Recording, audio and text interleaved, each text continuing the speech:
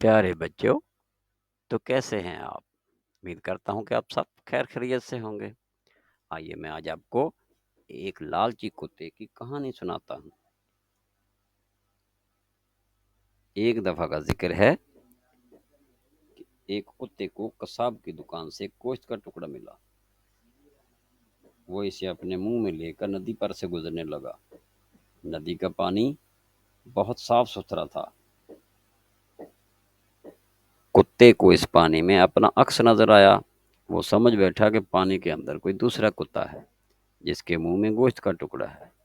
ये देखकर उससे रहा न गया और उसके मुंह में पानी भर आया।